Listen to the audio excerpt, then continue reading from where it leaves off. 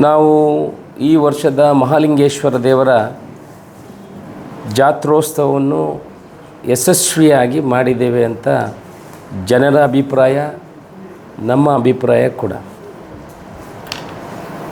ಈ ಹಿಂದಿನ ವರ್ಷಗಳಿಗಿಂತ ಹೆಚ್ಚು ಜನ ಕೂಡ ಈ ಮಹಾಲಿಂಗೇಶ್ವರ ದೇವರ ಜಾತ್ರೋತ್ಸವದಲ್ಲಿ ಜನ ಭಾಗವಹಿಸಿದ್ದಾರೆ. ಪೇಟೆ ಸವಾರಿ, ರಥದ ಸೇವೆ ಜೊತೆಗೆ ಪುಣ್ಯಸ್ಥಾನಕ್ಕೆ ಹೋಗುವಾಗಲೂ ಕೂಡ ಈ ಹಿಂದಿನ ವರ್ಷದಿಂದ ಒಂದು 3 ಪಟ್ಟು ಹೆಚ್ಚು ಜನ ಈ ಜಾತ್ರೋತ್ಸವದಲ್ಲಿ ಭಾಗವಹಿಸಿದ್ದಾರೆ. ನಾವು ಕೂಡ ಜನರಿಗೆ ಬೇಕಾಗುವಂಥ ಎಲ್ಲ ವ್ಯವಸ್ಥೆಗಳನ್ನು, ಅನ್ನ ಸಂತರ್ಪಣೆ ಇರ್ಬೋದು, ಪ್ರಸಾದ ಕೊಡುವಲ್ಲಿ ಇರ್ಬೋದು, ದೇವಸ್ಥಾನಕ್ಕೆ ಹೊರಗಡೆ ನಮ್ಮ ಉಳ್ಳಾಲ್ತಿ ಭೇಟಿಗೆ ಬರುವಾಗ, ರಥ ಸೇವೆ ನಡೆಯುವಾಗ ಎಲ್ಲ ಕಡೆಗಳು ಕೂಡ ಯಾವುದೇ ರೀತಿಯ ನುಗ್ಗಲು ಆಗದ ರೀತಿಯಲ್ಲಿ ಜನರಿಗೆ ಯಾವ ರೀತಿ ದೇವರ ದರ್ಶನ ಮಾಡಿ ಹೋಗಬೇಕು ಆ ರೀತಿಯ ವ್ಯವಸ್ಥೆಗಳನ್ನು ಕಲ್ಪಿಸಿ ವ್ಯವಸ್ಥಿತ ರೀತಿಯಾಗಿ ಮಾಡಿದ್ದೀವಿ. ನಾನು ಇವತ್ತು ಮಾಧ್ಯಮದವರನ್ನು ಕರೆದ ಉದ್ದೇಶ ಏನಂತ ಹೇಳಿದರೆ, ಇಷ್ಟು ವ್ಯವಸ್ಥಿತವಾಗಿ ಮಾಡಿದರೂ ಕೂಡ ನಾವು ಅಲ್ಲಿ ಒಂದು ಹಳೆಯ ಕಟ್ಟಡವನ್ನು ಕೆಡವಿದ ಆರೋಪ ನಮ್ಮ ಮೇಲೆ ಬರ್ತಾ ಇದೆ. ನಾವು ಈ ಕಟ್ಟಡವನ್ನು ಭಕ್ತಾದಿಗಳು ಬಂದು ಕೆಡವುವಂಥ ಕೆಲಸವನ್ನು ಮಾಡಿದ್ದಾರೆ. ನಾವು ಅದನ್ನು ಬೇಡ ಅಂತ ಕೂಡ ಹೇಳಿಲ್ಲ. ಯಾಕಂತ ಹೇಳಿದರೆ, ಉಳ್ಳಾಲ್ತಿ ಪ್ರತಿ ವರ್ಷ ಬರುವಾಗ, ಕಳೆದ ವರ್ಷ ಉಳ್ಳಾಲ್ತಿ ಮಹಾಲಿಂಗೇಶ್ವರ ದೇವರ ಭೇಟಿಗೆ ಬರುವಾಗ ಭಾರೀ ಕಷ್ಟದಲ್ಲಿ ಅಲ್ಲಿ ಬಂದು ಆ ದೇವರನ್ನು ನಾವು ಕೆಳಗಡೆ ಹಿಡ್ಕೊಂಡು ಬಂದಿರುವಂಥ ಪರಿಸ್ಥಿತಿ ನಿರ್ಮಾಣ ಆಗಿತ್ತು. ಸುಮಾರು 9 ಫೀಟ್ ಇರುವಂಥ ಜಾಗದಲ್ಲಿ ಸುಮಾರು 30-35 ಸಾವಿರ ಜನ ಬರಲಿಕ್ಕೆ ಸಾಧ್ಯನೇ ಇರ್ತಿರಲಿಲ್ಲ. ಕಳೆದ ವರ್ಷ ಒಂದು 5-6 ಸಾವಿರ ಜನ ಇದ್ದದ್ದು. ಈ ವರ್ಷ ಅಂತೂ 30,000 ಜನ ಅಂದಾಜು ಅಲ್ಲಿ ಸೇರುವಂಥ ವ್ಯವಸ್ಥೆಗಳು ಆಗಿದೆ. ನಾವು ಏನು ಈ ಜಾಗದ ಮಾಲಕರಿದ್ದಾರೆ, ಅವರ ವಕೀಲರು ಯಾರಿದ್ದಾರೆ, ಅವರ ಪರವಾಗಿ ವಾದ ಮಾಡುವವರು ಮತ್ತು ನಗರಸಭೆಯ ಪರದಲ್ಲಿ ವಾದ ಮಾಡುವವರ ಹತ್ರ ವಿಚಾರವನ್ನು ತಿಳ್ಕೊಂಡು, ಈ ಹಿಂದೆ PWDಯಿಂದ ಅದನ್ನು ಡೆಮೊಲಿಷ್ ಮಾಡಬೇಕು ಅಂತ ಫಿಟ್ನೆಸ್ ಸರ್ಟಿಫಿಕೇಟು, ಅದು ನಾಟ್ ಫಿಟ್ ಫಾರ್ ಸ್ಟೇ ಅಂತ ಕೊಟ್ಟಿದ್ದಾರೆ. ನಗರಸಭೆ ಅಲ್ಲಿರುವಂಥ 3 ಕಟ್ಟಡಗಳನ್ನು ಈಗಲೇ ಸೀಜ್ ಮಾಡಿ ಇಟ್ಕೊಂಡಿದೆ. ಆನಂತರ ಈ ಜಾಗದ ಏನು ಮಾಲಕತ್ವಕ್ಕೆ ಇವಾಗಲೂ ಕೂಡ ಕೋರ್ಟಲ್ಲಿ ಕಾನೂನು ಹೋರಾಟಗಳು ನಡೀತಾ ಇದೆ. ಅದು ಸುಪ್ರೀಂ ಕೋರ್ಟ್ವರೆಗೆ ಏರಿದೆ. ಆದರೆ ಪ್ರಸ್ತುತ ಹೋರಾಟ ಮಾಡುವವರು ಕೂಡ ಅಲ್ಲಿ ಇರುವಂಥ ಬಿಲ್ಡಿಂಗನ್ನು ತೆರವುಗೊಳಿಸಬೇಕು ಅಂತ ಕೋರ್ಟಲ್ಲಿ ಅಫಿಡವಿಟ್ಗಳನ್ನು ಸಲ್ಲಿಸಿದ್ದಾರೆ.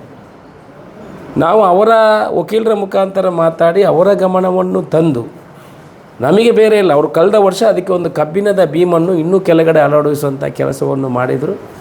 ಅದನ್ನು ತೆಗೆಯುವ ಪ್ರಯತ್ನ ಮಾಡುವಾಗ ಒಂದು ಅಂಗಡಿ ಹೋಗಿದೆ. ನಾವು ಏನು ಅವರ ಜಾಗದಲ್ಲಿ ಯಾವ ಇಂಟ್ರೆಸ್ಟ್ಗಳು ಇಲ್ಲ. ಆದರೆ ಕೆಲವು ಮಾಧ್ಯಮದಲ್ಲಿ, ಕೆಲವು ಸೋಷಲ್ ಮೀಡಿಯಾದಲ್ಲಿ ಶಾಸಕರು ದರ್ಪವನ್ನು ತೋರಿಸ್ತಾ ಇದ್ದಾರೆ, ಅಹಂಕಾರವನ್ನು ತೋರಿಸ್ತಾರೆ, ಆ ಜಾಗದಲ್ಲಿ ರಿಯಲ್ ಎಸ್ಟೇಟ್ ಮಾಡಲಿಕ್ಕೆ ಹೊರಟಿದ್ದಾರೆ. ಇದನ್ನೆಲ್ಲ ಆರೋಪಗಳನ್ನು ನಮ್ಮ ಮೇಲೆ ಹಾಕ್ತಾ ಇದ್ದಾರೆ. ನಮಗೆ ಯಾವುದೇ ಅವರ ಜಾಗದ ಮೇಲೆ ರಿಯಲ್ ಎಸ್ಟೇಟ್ ಇಂಟ್ರೆಸ್ಟ್ಗಳು ಇಲ್ಲ. ಅವರು ಮೊನ್ನೆ ತಾನೇ ನನಗೆ ಫೋನ್ ಮಾಡಿ ಅವರು ಹೇಳಿದ್ದಾರೆ, ಆ ಜಾಗಕ್ಕೆ ಸಂಬಂಧಪಟ್ಟವರು ನನಗೆ ಫೋನ್ ಮಾಡಿ ಕರೆ ಮಾಡಿ ಹೇಳಿದ್ದಾರೆ, ಅಶೋಕ್ ರೈಗಳೇ, ನೀವು ನಮ್ಮ ವಿರೋಧ ಪಾರ್ಟಿಗೆ ಸಪೋರ್ಟ್ ಮಾಡ್ತೀರಿ ಅಂತ ಹೇಳಿಬಿಟ್ಟು ನಾವು ಈ ಕೆಲಸಗಳನ್ನೆಲ್ಲ ಮಾಡಿದ್ದೇವೆ, ಕೋರ್ಟಿಗೆ ಹೋಗೋದನ್ನೆಲ್ಲ. ಆದರೆ ನಮಗೆ ಅದವರನ್ನು ತೆರವುಗೊಳಿಸುವ ಆಸಕ್ತಿ ನಮಗೂ ಕೂಡ ಇದೆ.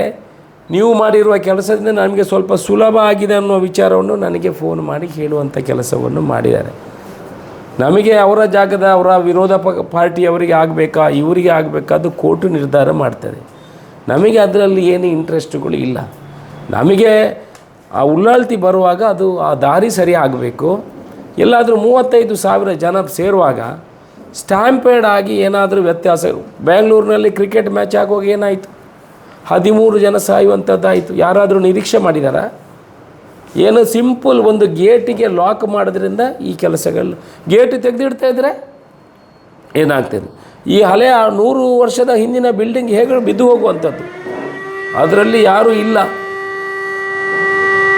ಅಂಥ ಪರಿಸ್ಥಿತಿಯಲ್ಲಿರುವಂಥ ಬಿಲ್ಡಿಂಗನ್ನು ನಾವು ದಾರಿ ಮಾಡಿಕೊಟ್ರೆ, ಅವರಿಗೆ ರಿಯಲ್ ಎಸ್ಟೇಟ್ ಇದೆ, ಅವರು ಅದನ್ನು ಆ ಉದ್ದೇಶದಿಂದ ತೆಗೆದಿದ್ದಾರೆ, ಅತಿಕ್ರಮಣ ಮಾಡಿದ್ದಾರೆ, ಅವರೇ. ನಮ್ಮದು ಯಾವುದು ಉದ್ದೇಶ?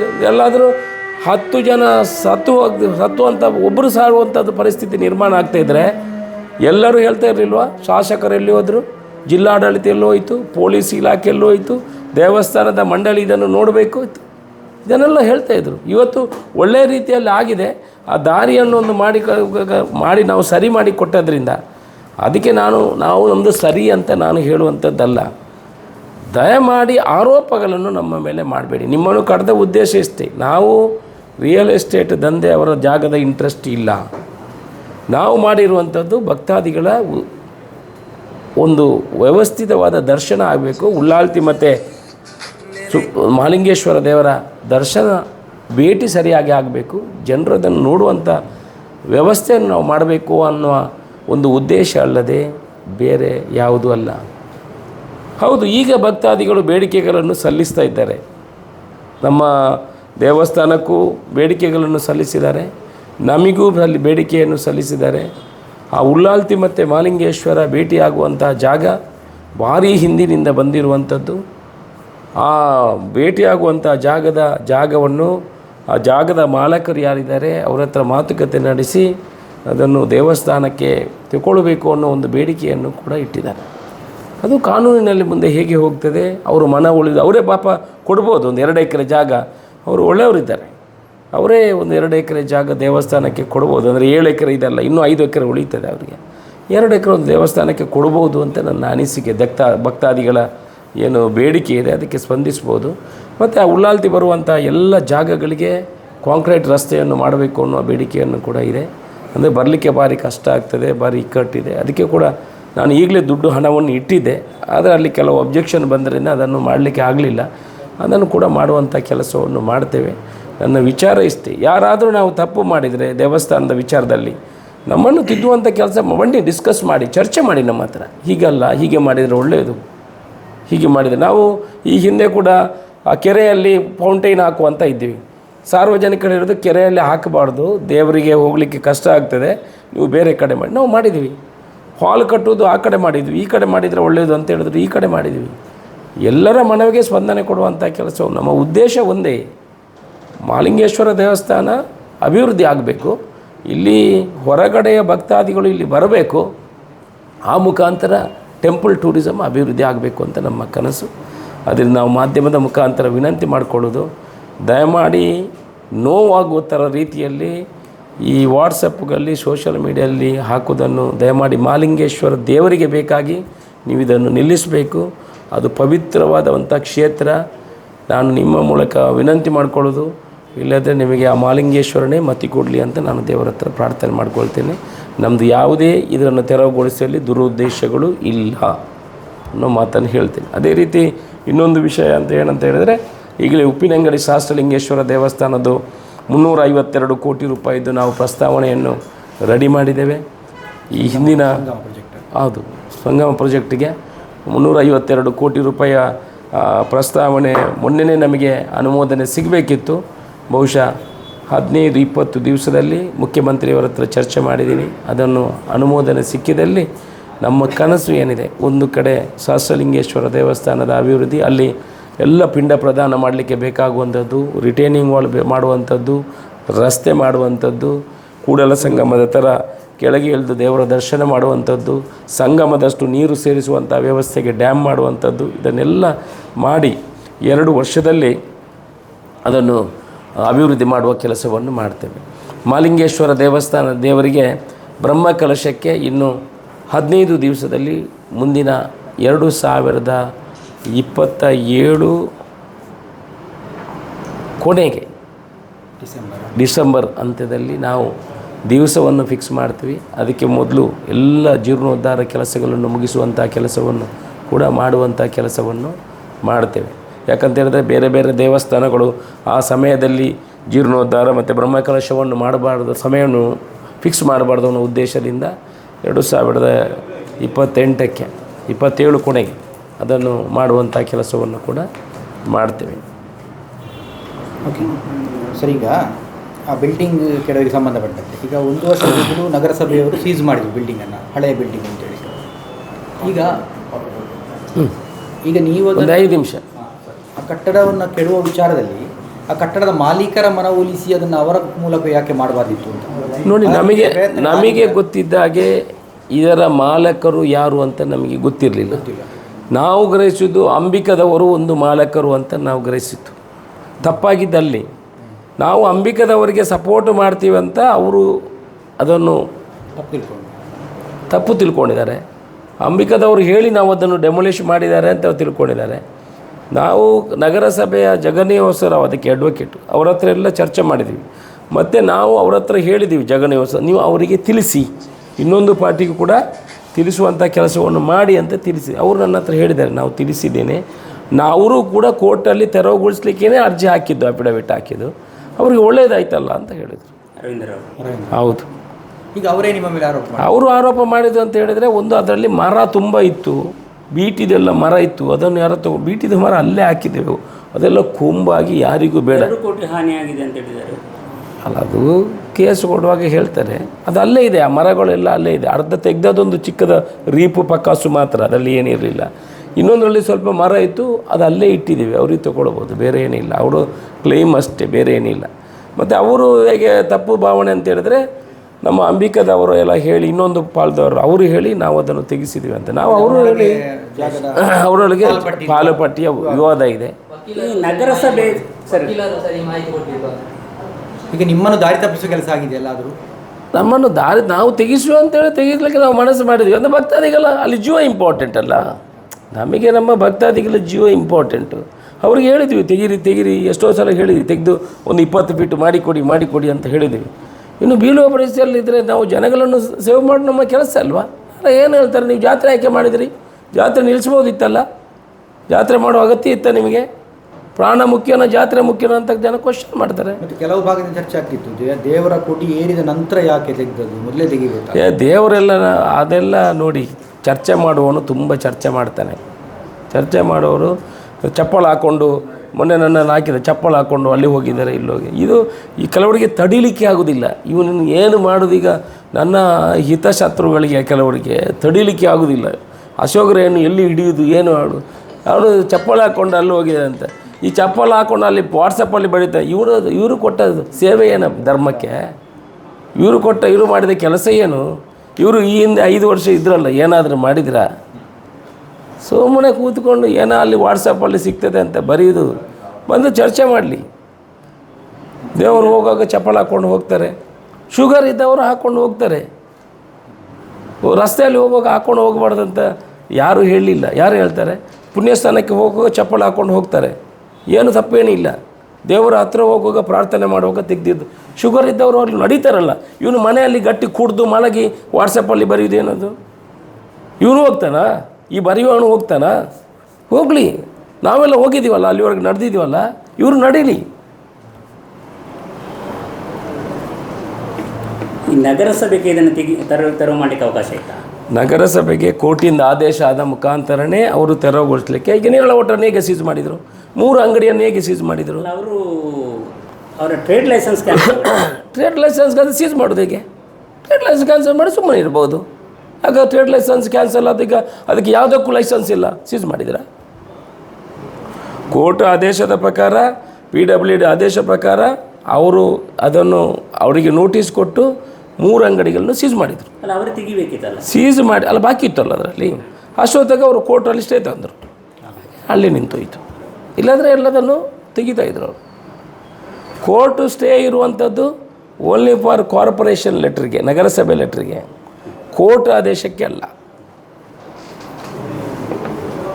ಈಗ ನಿಮ್ಮ ಈ ಕೇಸೆಲ್ಲ ಆಗಿದೆಯಲ್ಲ, ಇದರ ಬಗ್ಗೆ ಮುಂದೆ ಏನು ಅಂದರೆ, ಈಗ ನೀವು ದೇವಸ್ಥಾನಕ್ಕೋಸ್ಕರ ಭಕ್ತರ ಹಿತಕ್ಕೋಸ್ಕರ ಮಾಡಿದ್ರಿ, ಅಥವಾ ನೋಡಿ, ನಾವು ಮಾಡಿರುವಂಥದ್ದು, ನಾವು ಎಲ್ಲಿಯೂ, ನಾನು ಹೇಳೋದು ಅಹಂಕಾರ, ದುರಹಂಕಾರ, ಕಾನೂನನ್ನು ಕೈಗೆತ್ತಿಕೊಳ್ಳುವಂಥ ಕೆಲಸಗಳಲ್ಲ.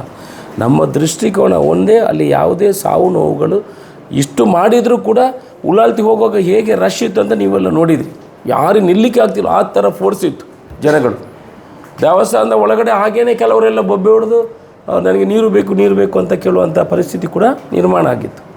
ನಾವು ಯಾರ್ದು ಇಲ್ಲ. ನಾವು ಅದನ್ನೆಲ್ಲ ಹ್ಯಾಂಡ್ಲ್ ಮಾಡಬೇಕಲ್ಲ, ಆ ದೃಷ್ಟಿಕೋನ ಮಾಡಿದಂತೆ ಹೊರತು ಕೇಸು ಮಾಲಿಂಗೇಶ್ವರನಿಗೆ ಬೇಕಾಗಿ ನಾನು ಹೇಳಿದ್ದೀನಿ 100 ಕೇಸು ಬೀಳಲಿ, ನಮ್ಮ ಮನಸ್ಸಿಗೆ ನಾವು ಗೊತ್ತಿದ್ರೆ ಆಯಿತು. ನಾವು ಅನ್ಯಾಯ ಮಾಡಿಲ್ಲ, ತಪ್ಪು ಮಾಡಿಲ್ಲ, ಯಾರ ಜಾಗಕ್ಕೆ ಲೂಟಿ ಮಾಡಲಿಕ್ಕೆ ಹೋಗಲಿಲ್ಲ. ದೇವಸ್ಥಾನ ಅಂತ ಬಂದಾಗ ಈಗ ಮಾಲಿಂಗೇಶ್ವರ ದೇವಸ್ಥಾನದ ಸುತ್ತಮುತ್ತ ಇದ್ದವರಿಗೆಲ್ಲ ಅವರ ಎಬ್ಬಿಸ್ತೇವಲ್ಲ ನಾವು, ಅವರೆಲ್ಲ ಎಬ್ಬಿಸಿದ್ದೇವೆ ಅಲ್ಲ ನಾವು, ಅವರೆಲ್ಲ ಇದಕ್ಕೆ ಪುಷ್ಟಿ ಕೊಡುವ ಕೆಲಸವನ್ನು ಮಾಡ್ತಾರೆ. ಅವರು ಅವರು ತಿಳ್ಕೊಂಡಿದ್ದಾರೆ ಅಶೋಕ್ ರೈ ಇದಕ್ಕೆಲ್ಲ ಪುಷ್ಟಿ ಕೊಟ್ಟು ನಾವು ನಮ್ಮ ಜಾಗವನ್ನು ಪಡೀಬೋದು, ಇಲ್ಲದ್ರೆ ನಾವು ಇನ್ನೂ ಅಲ್ಲಿ ದೇವಸ್ಥಾನದ ಜಾಗವನ್ನು ಬಿಟ್ಟು ಹೋಗುವ ಅವಶ್ಯಕತೆ ಇಲ್ಲ ಅಂತ ತಿಳ್ಕೊಂಡಿರ್ಬೋದು. Nothing doing. ದೇವಸ್ಥಾನದ ಜಾಗ ಎಲ್ಲ ತೆಗಿತೀವಿ. ಯಾರು ದೇವಸ್ಥಾನದ ಜಾಗ ಯಾರು ಒಳಗೆ ಹಾಕಿದ್ದಾರೆ ಎಲ್ಲ ತೆಗಿತೀವಿ. ಮುಂದೆ ಅಲ್ಲಿ ಆದರೆ ಇಲ್ಲಿ ಆದರೆ ಕಾನೂನಾತ್ಮಕವಾಗಿ ತೆಗೆಯೋದನ್ನು ತೆಗಿತೀವಿ. ಅಲ್ಲ ಸರ್, ಈಗ ಒಂದು ಟೆಕ್ನಿಕಲ್ ಇಶ್ಯೂ. ಈಗ ಅವರು ಮೊನ್ನೆ ಹೇಳಿದಾಗ 1949ರಲ್ಲಿ ನಮ್ಮ ತಾತನ ಕಾಲದಲ್ಲಿ ಆ ಕಟ್ಟೆ, ಈಗ ಏನು ಉಳ್ಳಾಲ್ತಿ ಪೂರ್ವ ಕಟ್ಟೆಯನ್ನು ಕಟ್ಟಿದ್ರು, ನಾವೇ ನಿರ್ವಹಣೆ ಮಾಡ್ಕೊಂಡು ಬರ್ತಾಯಿದ್ವಿ ಅಂತ ಹೇಳ್ತಾ ಬಂದಿದ್ದಾರೆ. ಈಗ ಮಾಲಿಂಗೇಶ್ವರ ದೇವಸ್ಥಾನ ಎಂಡೋಮೆಂಟ್ ದೇವಸ್ಥಾನ, ಇದರ ಸ್ವತ್ತುಗಳು, ಇದರ ಧಾರ್ಮಿಕ ವಿಧಿಗಳಿಗೆ ಸಂಬಂಧಪಟ್ಟಿದಾಗ ದೇವಸ್ಥಾನ ನೇರ ಕಂಟ್ರೋಲ್ ಬೇಕಾಗ್ತದೆ. ಈಗ ಅಲ್ಲಿ ಅಧಿಕೃತವಾಗಿ ಉಳ್ಳಾಳಿ ಬಂದು ಕೂತ್ಕೊಳ್ಳೋದು, 35,000 ಜನ ಸೇರುವಂಥ ಒಂದು ಜಾಗದಲ್ಲಿ ದೇವಸ್ಥಾನಕ್ಕೆ ಕಂಟ್ರೋಲ್ ಇಲ್ಲ ಅಂತಂದರೆ ಅದು ಪ್ರೈವೇಟ್ ಜಾಗದಲ್ಲಿ ಇಷ್ಟು ದೊಡ್ಡ ಕಾಂಕ್ರೀಟ್ ಅಮೌಂಟ್ ಹೇಗೆ ಭವಿಷ್ಯದಲ್ಲಿ ಮುಂದುವರಿಸುವುದು ಅಂತ. ಅಲ್ಲ ನೋಡಿ, ಈ ಕಟ್ಟೆಗಳು ಎಲ್ಲ ಇರುವಂಥದ್ದು ಸುಮಾರು 50-60 ಕಟ್ಟೆಗಳಿದೆ. ಅದು ಕಟ್ಟೆ ಪ್ರೈವೇಟ್ ಜಾಗದಲ್ಲಿ. ಇದು ಪ್ರೈವೇಟ್ ಕಟ್ಟೆನೇ ಇದ್ದದ್ದು, ಇದು ಪ್ರೈವೇಟ್ ಕಟ್ಟೆನೇ. ಅಂದರೆ ಆ ಉಳ್ಳಾಲ್ತಿ ಬರುವಂಥದ್ದು, ಮಾಲಿಂಗೇಶ್ವರ ದೇವರಲ್ಲಿ ಹೋಗಿ ಭೇಟಿ ಮಾಡುವಂಥದ್ದು ಇದೊಂದು ವಿಶೇಷ ಕಟ್ಟುಕಟ್ಟಳೆಯಿಂದ ಬಂದಿದೆ. ಅದಕ್ಕೆ ನಾವೀಗ ಅವರ ಹತ್ರ ಚರ್ಚೆ ಮಾಡ್ತೀವಿ. ಈಗ 2 ಎಕರೆ ಜಾಗ ನಾನು ಏನು ಭಕ್ತಾದಿಗಳು ವಿನಂತಿ ಮಾಡ್ಕೊಳ್ತಾ ಇದ್ದಾರೆ, ನಾವು ಅವ್ರ ಹತ್ರ ಚರ್ಚೆ ಮಾಡಿ ಅವ್ರ ಹತ್ರ ಒಂದು ಅಂದಾಜು ರೇಟಲ್ಲಿ ನಾವು ಅದನ್ನು ತಗೊಳ್ಳುವಂಥ ಕೆಲಸ ಮಾಡಬೇಕು. ಇಲ್ಲಾಂತಂದರೆ ಸರ್ಕಾರ ಯಾವ ರೀತಿ ತಗೊಳ್ಬೋದು, ಸರ್ಕಾರ ಇದು ಮಾಡ್ಬೋದು, ನಾವು ಟೇಕ್ ಓವರ್ ಮಾಡ್ಬೋದು ಸರ್ಕಾರ. ಅಲ್ಲ ಆದಮೇಲೆ ಈಗ ಕೋರ್ಟಲ್ಲಿದ್ದರೆ ಕೋರ್ಟಿಗೆ ದುಡ್ಡು ಕಟ್ಟೋದು ತಗೊಳ್ಳೋದು. ಈಗ ರಸ್ತೆಗೆ ದುಡ್ಡು ಜಾಗ ಬೇಕಂತ ಏನು ಮಾಡ್ತೀರಿ, ಸಬ್ ರಿಜಿಸ್ಟರ್ಡ್ 3 ಪಾಲು ಕೊಡೋದು, ಎಕ್ವೈರ್ ಮಾಡೋದು, ಅಕ್ವಿಷನ್ ಮಾಡ್ಬೋದು, ಮಾಡ್ತೇವೆ. ಅವ್ರ ಪಾಪ ಯಾಕೆ ನಮ್ಮ ಮೇಲೆ ಅದೆಲ್ಲ ಮಾಡಬಾರ್ದು. ಈಗ 7 ಎಕರೆಯನ್ನು ಮಾಡ್ಬೋದು, ಲ್ಯಾಂಡ್ ಎಕ್ವಿಷನ್ ಮಾಡ್ಬೋದು ದೇವಸ್ಥಾನಕ್ಕೆ ಬೇಕಾದರೆ. ಹೇಳಿದ್ದು ನಾನು 7 ಎಕರೆಯನ್ನು ದೇವಸ್ಥಾನದಲ್ಲಿ ದುಡ್ಡಿದ್ರೆ 7 ಎಕರೆಯನ್ನು ದೇವಸ್ಥಾನಕ್ಕೆ ಬೇಕು ಅಂತ ಮಾಡ್ಬೋದು. ಲ್ಯಾಂಡ್ ದುಡ್ಡು ಕೊಟ್ಟರೆ ಆಯಿತು. ಈಗ ನ್ಯಾಷನಲ್ ಹೈವೇಗೆ ಕೊಡ್ತಾರಲ್ಲ 1:3 ಕೊಟ್ಟೆ ಮಾರ್ಕೆಟ್ ರೇಟು ಮಿನಿಮಮ್ ನಮಗೆ 2 ಎಕರೆ ಬೇಕು. ಅವ್ರು ಕೊಡ್ಬೋದು, ಪಾಪ ಅವರೇ ಫ್ರೀಯಾಗಿ ದೇವಸ್ಥಾನಕ್ಕೆ ಕೊಡ್ಬೋದು. ಅವರಂದರೆ ಹಿಂದಿನ ಅಲ್ಲಿ ಹೇಳಿದ್ದಾರೆ, ಅವರೇ 32 ವರ್ಷದಿಂದ ನಾವು ಅದನ್ನು ಮಾಡ್ಕೊಂಡು ಬಂದಿದ್ದೇವೆ ಅಂತ ಹೇಳಿದ್ದಾರೆ. ಅವರು ಒಳ್ಳೆಯವರಿದ್ದಾರೆ, ಅವರು 2 ಎಕರೆ ಜಾಗ ಕೊಡ್ಬೋದು ದೇವಸ್ಥಾನಕ್ಕೆ. ಮೂಡಬಿದ್ರೆಯಲ್ಲಿ ಹೇಗಾಯಿತು, ಈಗೆಲ್ಲ ಹೇಳ್ತಾರೆ ಸಂಘದ ಭಂಡಾರ ಬರುವಾಗ ಏನು ದೇವ್ರದ್ದು ಏನೂ ಆಗಲಿಲ್ಲ. ನಾನು ಅದಕ್ಕೆ ಕೇಳಿದೆ, ಉತ್ಸವ ಒಂದು ಭಾಗ ಅಲ್ಲಿ ಆಗುವಾಗ ಆ ಜಾಗ ದೇವಸ್ಥಾನ ನಮಗೆ ಮಿನಿಮಮ್ 2 ಎಕರೆ ಜಾಗ ಬೇಕಾಗ್ತದೆ. ಅದು ಇನ್ನೂ ಈಗ 25 ವರ್ಷದ ಪರಿಕಲ್ಪನೆಯನ್ನು ನೋಡಿ. ನಮಗೆ ಇನ್ನೂ ಮಹಾಲಿಂಗೇಶ್ವರ ದೇವಸ್ಥಾನ ದೇವರು ವೀರಮಂಗಲಕ್ಕೆ ಹೋಗ್ತಾರೆ, ಅದನ್ನು ಒಂದು ದೊಡ್ಡ ಕ್ಷೇತ್ರ ಥರ ಅಲ್ಲಿ ಮಾಡಬೇಕು ಅಂತ ನಮಗೆ ಕನಸಿದೆ. ಹೌದು, ಕೆಲವು ಒಳ್ಳೆಯ ನಿರ್ಧಾರಗಳನ್ನು ತೆಗೆದುಕೊಳ್ಳುವಾಗ ಕಠಿಣ ನಿರ್ಧಾರಗಳು ಬೇಕಾಗ್ತದೆ. ಈ ಭಾರತ ದೇಶದ ಪ್ರಧಾನಿಗಳಾದ ನರೇಂದ್ರ ಮೋದಿಯವರೇ ಹೇಳಿದ್ದಾರೆ, ಅಭಿವೃದ್ಧಿ ಪಥದಲ್ಲಿ ಹೋಗುವಾಗ ಕಠಿಣ ಹೆಜ್ಜೆಗಳನ್ನು ಇಡಬೇಕಾಗ್ತದೆ ಅಂತ ಹೇಳಿದ್ದಾರೆ. ಮುಂದೆ ನೀವು ಕೇಳಿರ್ಬೋದು. ಹಾಗೆ ನಾವು ಪುತ್ತೂರನ್ನು ಅಭಿವೃದ್ಧಿ ಮಾಡುವಾಗ ಕೆಲವು ಕಠಿಣ ಹೆಜ್ಜೆಗಳನ್ನು ಇಡಬೇಕಾಗ್ತದೆ. ಈಗ ಮಹಾಲಿಂಗೇಶ್ವರ ದೇವಸ್ಥಾನ ದೇವರು ಪುಣ್ಯಸ್ಥಾನಕ್ಕೆ ಹೋಗ್ತಾರೆ, 25,000 ಜನ ಅಂದಾಜು ಬರ್ತಾರೆ. ಅಲ್ಲಿ ವ್ಯವಸ್ಥೆಗಳಿದೆಯಾ ನೀವು ಹೇಳಿ? ಏನಿಲ್ಲ. ಏನಾದರೂ ಮಾಡಿದ್ದಾರೆ? ನನ್ನ ಪ್ರಕಾರ 200 ಟಾಯ್ಲೆಟ್ಸ್ಗಳು ಬೇಕು, ದೊಡ್ಡ ಪ್ಲಾಟ್ಫಾರ್ಮ್ ಬೇಕು, 30 ಫೀಟಿನ ರಸ್ತೆ ಬೇಕು, ಎಲ್ಲ 10 ಫೀಟಿನ ರಸ್ತೆಯಲ್ಲಿ ಹೋಗೋದು. ಅಲ್ಲಿ ಕಾಂಕ್ರೀಟ್ ಹಾಕಲಿಕ್ಕೂ ಬಿಡೋದಿಲ್ಲ, ಲೈಟಿನ ವ್ಯವಸ್ಥೆ ಇಲ್ಲ, ಸರಿಯಾಗಿ ಸ್ನಾನ ಮಾಡಲಿಕ್ಕೆ ನೀರಿಲ್ಲ. ಇದೆಲ್ಲ ನಮಗೆ ಗೊತ್ತಿಲ್ವಾ? ಇದು ನನಗೆ ಗೊತ್ತಿದೆ. 2 ವರ್ಷ ಅವಕಾಶ ಕೊಡಿ. ಕಟಾರದಲ್ಲಿ ಡ್ಯಾಮ್ ಮಾಡಿದರೆ ನಾವು ಅಲ್ಲೇ ಮಿನಿ ಡ್ಯಾಮ್ ಮಾಡುವಂಥದ್ದಿತ್ತು, ಅದಕ್ಕೆ ಅವಕಾಶಗಳಿಲ್ಲ. ಕಟಾಡದಲ್ಲಿ ಡ್ಯಾಮ್ ಮಾಡಿದರೆ ಇಲ್ಲಿ 4 ಫೀಟ್ ಕರೆಕ್ಟ್ ನೀರು ನಿಲ್ತದೆ. ಎಲ್ಲಿ? ಮಹಾಲಿಂಗೇಶ್ವರ ಪುಣ್ಯಸ್ಥಾನ ಮಾಡಿ ಅದನ್ನು ಬೀರಮಂಗಲದಲ್ಲಿ ಅದನ್ನೆಲ್ಲ ಲೆವೆಲ್ ಮಾಡಿ ಆ ಕಡೆ ಈ ಕಡೆ ನದಿ ಪಕ್ಕದಲ್ಲಿರೋದೆಲ್ಲ ಬಫರ್ ಝೋನ್. ಕಾನೂನಾತ್ಮಕವಾಗಿ ಹೇಳೋದಿದ್ರೆ ನದಿಯಲ್ಲಿ ಹತ್ತಿರ ಇರುವಂಥದ್ದು ಎಲ್ಲ 30 meters is a buffer zone. ಅವರಿಗೆ ಅಲ್ಲಿ ಜಾಗದವರಿಗೆ ಮನವರಿಕೆ ಮಾಡಿ ಅದಕ್ಕೆ ನಾನು ಹೇಳಿದ್ದು ಕಠಿಣ ನಿರ್ಧಾರಗಳು ಬೇಕಾಗ್ತದೆ. ಆ ರಸ್ತೆ ಕೂಡ ಹಾಗೆ 30 ಫೀಟಿನ ರಸ್ತೆಗಳನ್ನು ಮಾಡಬೇಕು, ಮಾಡಿ ಆ ಕ್ಷೇತ್ರವನ್ನು ಅಭಿವೃದ್ಧಿ ಮಾಡುವಂಥ ಕೆಲಸಗಳು ಆಗಬೇಕು. ಪುಣ್ಯಸ್ಥಾನ ಅಂತ ಹೇಳಿದ್ರೆ ಪ್ರಯಾಗಿಗೆ ಹೋಗಿ 1 ಲಕ್ಷ ಜನ ಸ್ನಾನ ಮಾಡೋದಿಲ್ಲ. ನಾವು ಮಾಲಿಂಗೇಶ್ವರನ ಜೊತೆ 30-35 ಸಾವಿರ ಜನ ಒಮ್ಮೆಲೇ ನೀರಲ್ಲಿ ಮುಳುಗಬೇಕು. ಅದು ಆ ಚಂದವನ್ನು ನೋಡಬೇಕು ಅಂತ ನಮಗೆ ಆಸೆ ಇದೆ. ಸಮಯ ಕೊಡಿ, ಮಾಡಿ ತೋರಿಸ್ತೀವಿ. ಇವತ್ತು ನಾಳೆ ಮುಂಬಾಗಿ ಪ್ರತಿಭಟನೆ ಧರಣಿ ಇದೆ ಇದೇ ವಿಚಾರವಾಗಿ ಅಂತ, ಅದು ನಿಮ್ಮ ಸೂಚನೆ ಮೇರೆಗೆ ನಾನು ಆಗ್ತೇನೆ. ನಾನು ಮುಂದಾಗಿ ಅಲ್ಲ, ಪ್ರತಿಭಟನೆ ಅಲ್ಲ, ಮನವಿ ಕೊಡುವುದು. ಭಕ್ತಾದಿಗಳು, ಮಾಲಿಂಗೇಶ್ವರ ದೇವರ ಭಕ್ತಾದಿಗಳು ಹೋಗಿ ಪೊಲೀಸ್ ಸ್ಟೇಷನಲ್ಲಿ ಮನವಿ ಕೊಡುವ ಕೆಲಸವನ್ನು ಮಾಡ್ತಾರೆ. ಅವರ ಮೇಲೆ ಕೇಸು ದಾಖಲೆ ಮಾಡಬೇಕು. ಯಾರ ಮೇಲೆ ನೀವು ಕೇಸು ದಾಖಲೆ ಮಾಡಿದರೆ ಅದು ಹಿಂಬಡಿಬೇಕು. ಆನಂತರ ಯಾರೆಲ್ಲ ಅವರ ಮೇಲೆ ಕೇಸ್ ಕೊಟ್ಟಿದ್ದಾರೆ ಅದನ್ನು ರಿಜಿಸ್ಟರ್ ಮಾಡಬೇಕು ಅಂತ ಒಂದು ಮನವಿಯನ್ನು ಕೊಡೋದು. ಧರಣಿ ಮಾಡೋದಿಲ್ಲ, ಧರಣಿ ನಾವು ಮಾಡಿ ಯಾರಿಗೂ ಉಪದ್ರ ಕೊಡುವುದಿಲ್ಲ. ಸಾರ್ವಜನಿಕರಿಗೆ ಉಪದ್ರ ಕೊಡುವಂಥ, ರಸ್ತೆ ತಡೆ ಮಾಡುವಂಥ ಧರಣಿಗಳನ್ನು ನಾನು ಮಾಡೋದಿಲ್ಲ. ನಾನು ಚುನಾವಣೆಯಲ್ಲಿ ಗೆದ್ದ ಸಮಯದಲ್ಲೂ ಹೇಳಿದ್ದೀನಿ, ರಸ್ತೆ ತಡೆ ಮಾಡುವಂಥದ್ದು, ಸಾರ್ವಜನಿಕ ಉಪದ್ರ ಮಾಡುವಂಥದ್ದು, ಅವರಿಗೆ ತೊಂದರೆ ಕೊಡುವಂಥ ಆಡಂಬರಗಳನ್ನು ನಾವು ಮಾಡೋದಿಲ್ಲ. ಈಗ ಅವರ ಮೇಲೆ ಯಾರು ಕಂಪ್ಲೇಂಟ್ ಕೊಟ್ಟದ್ದು ಸರ್? ಅವರ ಮೇಲೆ 3 ಕಂಪ್ಲೇಂಟು ಬುಕ್ ಆಗಿದೆ. ಒಂದು ಪಂಜಗುಡ್ಡ ಈಶ್ವರ ಭಟ್ರು ಕೇಸ್ ಮಾಡಿ ರಿಜಿಸ್ಟರ್ ಆಗಿದೆ. ಇನ್ನೊಬ್ಬರು STR ಕಂಪ್ಲೇಂಟ್ ಕೊಟ್ಟಿದ್ದಾರೆ, ಅವರಿಗೆ ಬೈದಿದ್ದಾರೆ ಅಂತ, ಅದು ಕೇಸು ರಿಜಿಸ್ಟರ್ ಆಗ್ತಾಯಿದೆ. 2 ಕಂಪ್ಲೇಂಟ್ಗಳು ರಿಜಿಸ್ಟರ್ ಆಗಿದೆ. ಜಾತಿ ನಿಂದನೆ ಮಾಡಿದ ಕೇಸು ಕೂಡ ಅವರ ಮೇಲೆ, ಪಂಜಗುಡ್ಡೆಯವರ ಮೇಲೆ ಜಾತಿ ಪಂಜಗುಡ್ಡೆ ಅವರ ಮೇಲೆ ಅಲ್ಲ, ಪಂಜಗುಡ್ಡೆ ಮೇಲೆ ಅವರ ಮೇಲೆ ಕೇಸು ಹಾಕಿದೆ. ಹೌದು, ಬೈದಿದ್ದಾರೆ ಅಂತ. ಬೈದಿದ್ದಾರೆ. ಆನಂತರ ಇವರು ಕೂಡ ಯಾರು ಒಬ್ಬರು SC ಕೂಡ ಕೊರಗ ಸಮಾಜದವರಿಗೆ ಬೈದಿದ್ದಾರೆ ಅಂತ ಜಾತಿ ನಿಂದನೆ ಕೇಸನ್ನು ಕೊಟ್ಟಿದ್ದಾರೆ. ಅದು ಕೂಡ ರಿಜಿಸ್ಟರ್ ಆಗ್ತಿದೆ. ಸರ್, ಇನ್ನೊಂದು ಸಬ್ಜೆಕ್ಟ್ ಇದೆ. ನನಗೂ ಕೂಡ ಕರೆ ಬಂತು, ಇಲ್ಲಿ ಡೆಲ್ಲಿಯಿಂದ ಬೆದರಿಕೆ ಕರೆ ನನಗೆ ಕೂಡ ಬಂದಿತ್ತು. ನೀವು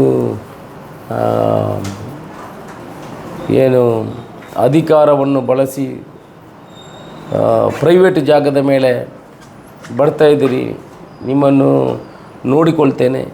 ನಾನು PMO ಆಫೀಸಿನ ಸಪೋರ್ಟಿನಿಂದ ಮಾತಾಡ್ತಾ ಇದ್ದೇನೆ. I am calling on support of PMO office Delhi ಅಂತ ವಾಟ್ಸಪ್ ಮೆಸೇಜ್ ಎಲ್ಲ ಕಳಿಸಿದರು, ಫೋನ್ ಮಾಡಿದರು. ಅದಕ್ಕೆ ನಾನು ಹೇಳಿದೆ, ನಾನು ಎಲ್ಲದನ್ನು 5 ವರ್ಷದ ಹಿಂದೆಯೇ ನೋಡಿ ಬಂದಿದ್ದೀನಿ. ನೀವು ಈಗ PMO ಆಫೀಸನ್ನು ನೋಡಿರ್ಬೋದು. ನಾನೊಂದು 35 ಸಲ PMO ಆಫೀಸ್ ಒಳಗಡೆ ಹೋಗಿ ಬಂದವನು. ಅಲ್ಲಿ PK ಮಿಶ್ರಾ ಅಂತ ಒಬ್ಬರು ಇದ್ದಾರೆ, ಅವ್ರ ಹತ್ರ ನನ್ನ ಅಡ್ರೆಸ್ ಕೇಳಿದರೆ ನಿಮಗೆ ಅವರೇ ಹೇಳ್ತಾರೆ, ಮತ್ತೆ ನೀವು ನನಗೆ ಫೋನ್ ಮಾಡು ಅಂತ ಹೇಳಿದೆ. ಆನಂತರ ಅವರು ಹೇಳಿದರು, ನಾನು ಇನ್ಕಮ್ ಟ್ಯಾಕ್ಸ್ ಆಫೀಸರು, ನಾನು ಯಾರಿಗೂ ಬುದ್ಧಿ ಕಳಿಸ್ತೇನೆ. ನಾನು ಹೇಳಿದೆ, ನೀನು ಇನ್ಕಮ್ ಟ್ಯಾಕ್ಸ್ ಆಫೀಸರ್ ಆದರೆ ನಾನು ಒಂದು 16 ಜನರನ್ನು ED ಮಾಡಿದ್ದೇನೆ.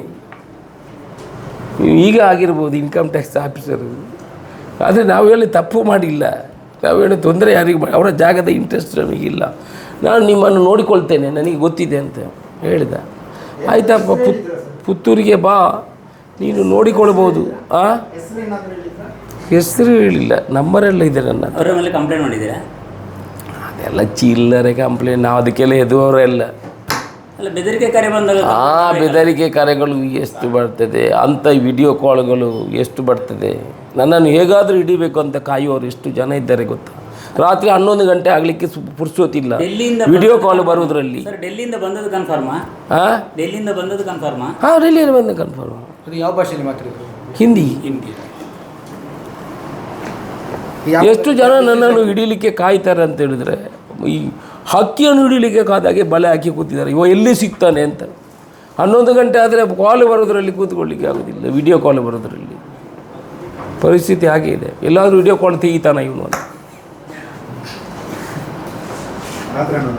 ಹಾಂ, ಸರಿ, ಈ ಸಬ್ಜೆಕ್ಟ್ ಆಯಿತು. ಇನ್ನೊಂದು ಸಬ್ಜೆಕ್ಟ್ ಇತ್ತು ಕೇಳಿ. ಮೊನ್ನೆ ಕೋಡಿಂಬಾಡಿಯ ಮಿಲ್ಕಿ ಸೊಸೈಟಿ ಕಾರ್ಯಕ್ರಮದಲ್ಲಿ ಮಾತಾಡುವ ವಿಷಯ ಹೇಳಿದ್ರಿ. ಇವರಿಗೆ DKME ಅವರಿಗೆ 10 ಎಕರೆ ಜಾಗ ನಾವು ಇಲ್ಲಿ ಕೊಟ್ಟಿದ್ದೇವೆ, ಬಟ್ ಅವರು ಇಲ್ಲಿ ಮಾಡಲಿಕ್ಕೆ ಅದನ್ನು ಡೈವರ್ಟ್ ಮಾಡಲಿಕ್ಕೆ ನೋಡ್ತಾ ಇದ್ದಾರೆ. ಏನು ಅದರ ಪ್ರಕರಣ? ಹಾಲು ಒಕ್ಕೂಟ ನೋಡಿ, KMFನವರು ನಮಗೆ ಬಂದು ಮನವಿಯನ್ನು ಕೊಟ್ಟರು, ನಮಗೆ 10 ಎಕರೆ ಜಾಗ ಕೊಡಬೇಕು. ಹಾಲು ಒಕ್ಕೂಟ ಅವರ ಕಮಿಟಿಯಲ್ಲಿ ನಿರ್ಧಾರ ಮಾಡಿ ನನಗೆ ಬಂದು ಮನವಿಯನ್ನು ಕೊಟ್ಟಿದ್ದರು. ನಮಗೆ 10 ಎಕರೆ ಜಾಗ ಕೊಡಿ. KMF ಈಗ ಮಂಗಳೂರಿನಲ್ಲಿರುವಂಥ ಪ್ಲ್ಯಾಂಟು ಸರ್ಕಾರಿ ಜಾಗದಲ್ಲಿ ಇರೋದು. ಮತ್ತು ಅಲ್ಲಿ ಸುತ್ತಮುತ್ತ ಅದರ 30 ಇಯರ್ಸ್ ರಿಲೀಸ್ ಮುಗಿಯಿತು. ಅದರ ಸುತ್ತಮುತ್ತ ಮನೆಯವರೆಲ್ಲ ಕಂಪ್ಲೇಂಟ್ ಮಾಡ್ತಾ ಇದ್ದಾರೆ, ಅಲ್ಲಿ ಸ್ಮೆಲ್ ಬರ್ತದೆ, ನಮಗೆ ಇರಲಿಕ್ಕೆ ಆಗೋದಿಲ್ಲ, ಮತ್ತು ಅಲ್ಲಿ ನೀರಿನ ವ್ಯವಸ್ಥೆಗಳಿಲ್ಲ. ಅವರು ಟ್ಯಾಂಕರಲ್ಲಿ ನೀರು ತಂದು ಅಲ್ಲಿ ಹಾಲಿಗೆ ಎಷ್ಟು ನೀರು ಬೇಕಾಗುವಂಥದ್ದು, ವೇಸ್ಟ್ ಬಿಡಲಿಕ್ಕೆ ಜಾಗ ಇಲ್ಲ. ಈ ರೀತಿಯಲ್ಲಿ ತೊಂದರೆ ಇದೆ ಅಂತ ಹೇಳ್ಬಿಟ್ಟು ಅವರು ಮತ್ತೆ ಇಲ್ಲಿ ಅವರು ಬಾಟ್ಲಿಂಗ್ ಪ್ಲ್ಯಾಂಟ್ ಮಾಡಿದರೆ 4 ರೂಪಾಯಿ ಪರ್ ಲೀಟ್ರಿಗೆ ಉಳಿತದೆ ಅವರಿಗೆ. ಅಂದರೆ ಇಲ್ಲಿಂದ ಎಲ್ಲ ಹಾಳು ಹೋಗೋದು ವಾಪಸ್ ಇಲ್ಲಿಗೆ ಬರೋದು. ಅವರಿಗೆ ಹೆಚ್ಚಿನ ಹಾಳು ಬರೋದು ಬೆಳ್ತಂಗಡಿ, ಸುಳ್ಯ, ಪುತ್ತೂರು ಈ ಭಾಗದಿಂದ ವಿಟ್ಲ. ಸೊ ಇದನ್ನು ಮಂಗಳೂರು ತಗೊಂಡೋಗಿ ವಾಪಸ್ ಬರೋದು. ಮತ್ತು ಅವರಿಗೆ ಈಗ 1.5 ಲಕ್ಷ ಲೀಟ್ರು ಶಾರ್ಟೇಜ್ ಇದೆ ದಿವಸಕ್ಕೆ, ಅದು ಹಾಸನದಿಂದ ಬರುತ್ತೆ, ಅದು ಮಂಗಳೂರಿಗೆ ಹೋಗಿ ಬಾಟ್ಲಿಂಗಾಗಿ ಬರೋದು. ಅದಕ್ಕೆ ಅವ್ರು ಇಲ್ಲಿ ಮಾಡಿ ಅವ್ರು ಕೊಡ್ತೀನಿ ಅಂತ ಹೇಳಿದರು. ನಾವು 10 ಎಕರೆ ಜಾಗವನ್ನು ಕೊಟ್ಟಿವಿ. ಆನಂತರ ಅಲ್ಲಿ ಇಲೆಕ್ಷನ್ ಆಯಿತು, ಇನ್ನೊಬ್ಬರು ಅಧ್ಯಕ್ಷರು ಬಂದರು, ಉಡುಪಿ ಕಡೆಯವರು ನಮ್ಮ ಅಧ್ಯಕ್ಷರು ಬಂದರು. ಅವರು ಏನು ಮಾಡಿದರು, ಈಗ 4 ಎಕರೆ ಜಾಗ ನಮ್ಮ ಬೆಳ್ಳಿಪಾಡಿ ಅವ್ರದ್ದು ಜಾಗ ಇತ್ತು, ಅದು ಬೇಕು ಅಂತೇಳಿ ರೇಟ್ ಎಲ್ಲ ಫಿಕ್ಸ್ ಆಯಿತು. ಅದು ಬೋರ್ಡಲ್ಲಿ ಅಪ್ರೂವ್ ಆಗಿದೆ, ಪರ್ಚೇಸ್ ಮಾಡಬೇಕು ಅಂತ. ಪರ್ಚೇಸ್ ಮಾಡಿ ಅವರು ಒಪ್ಪಿದ್ದಾರೆ, ಎಲ್ಲ ಆಗಿದೆ. ಅದರಲ್ಲಿ ಒಂದು ದಾಖಲೆಗಳು ಅವರು ಸಿಗಲಿಲ್ಲ. ಆ ದಾಖಲೆ ಸಿಗದಿದ್ದರೂ ಬೆಳ್ಳಿಪಾಡಿಯವರೆಲ್ಲ ಅವರ ಜಾಗವನ್ನು ಮಾರಿದ್ದಾರೆ, ಆ ಜಾಗಗಳು ಇಲ್ಲದೆ. ಅದನ್ನು ಮಾಡ್ಬೋದು ಅವರು, ಆದರೆ ಅದನ್ನು ಹಿಡ್ಕೊಂಡು ಅವ್ರು ಏನು ಮಾಡಿದರು, ಇಲ್ಲಿ ಪ್ಲ್ಯಾಂಟು ಬೇಡ, ಬಂಟ್ವಾಳದಲ್ಲಿ 60 ಕೋಟಿ ರೂಪಾಯಿ ಕೊಟ್ಟು ಒಂದು ಗುಡ್ಡವನ್ನು ಖರೀದಿ ಮಾಡಿ ಅಲ್ಲಿ ಪ್ಲ್ಯಾಂಟ್ ಮಾಡ್ತೀನಿ ಅಂತ ಹೊರಟರು. ನಾನು ಹೇಳೋದು 40 ಕೋಟಿ ರೂಪಾಯಿಯ ಜಾಗವನ್ನು ಅವರಿಗೆ 46 ಲಕ್ಷ ರೂಪಾಯಿಗೆ ನಾವು ಕೊಟ್ಟಿದ್ದೀವಿ. ಬಂಟ್ವಾಳದಲ್ಲಿ ಪ್ಲ್ಯಾಂಟ್ ಮಾಡೋದಕ್ಕೂ ಮಂಗಳೂರಲ್ಲಿ ಪ್ಲ್ಯಾಂಟ್ ಮಾಡೋದಕ್ಕೂ ಏನು ಡಿಫ್ರೆನ್ಸ್ಗಳು ಬರೋದಿಲ್ಲ. ಇಲ್ಲೇ ಮಾಡಬೇಕು ಅವರು. ಇಲ್ಲಿಯ ಡೈರೆಕ್ಟರ್ಸ್ಗಳೆಲ್ಲ ಅದಕ್ಕೆ ಸಹಕಾರವಾಗಿ ಕೆಲಸ ಮಾಡ್ತಾ ಇದ್ದಾರೆ. ಅದರಿಂದ ಇದನ್ನು ಕನ್ಸಿಡರ್ ಮಾಡದೆ ಅಲ್ಲಿ ಮಾಡಬಾರ್ದು. ಪುನಃ 60 ಕೋಟಿ ಹೊರೆ ಯಾಕೆ? ಇಲ್ಲಿ 46 ಲಕ್ಷ ರೂಪಾಯಲ್ಲಿ ಜಾಗ ಇದೆ, ಇನ್ನೂ 7.5 ಎಕರೆ ಜಾಗ ಅಲ್ಲಿ ಹತ್ತಿರದಲ್ಲಿದೆ, ಅದನ್ನು ಕೊಡ್ತೀನಿ ಅಂತ. ಮೆಗಾ ಪ್ಲ್ಯಾಂಟ್ ಮಾಡಬೇಕಂದ್ರೆ ಅದಕ್ಕೆ 250 ಕೋಟಿ ರೂಪಾಯಿ ಆಗ್ತದೆ. ಮೆಗಾ ಪ್ಲ್ಯಾಂಟ್ ಮಾಡಬೇಕಿದ್ರೆ ಮೆಗಾ ಪ್ಲ್ಯಾಂಟ್ ಮಾಡಿ ಅಂತ ಇನ್ನೂ 7.5 ಎಕರೆ ಜಾಗ ಕೊಡ್ತೇವೆ. ಒಟ್ಟು 20 ಎಕರೆ ಜಾಗ ಆಗ್ತದೆ. ನದಿಯಲ್ಲಿ ಬೇಕಾದಷ್ಟು ನೀರಿದೆ.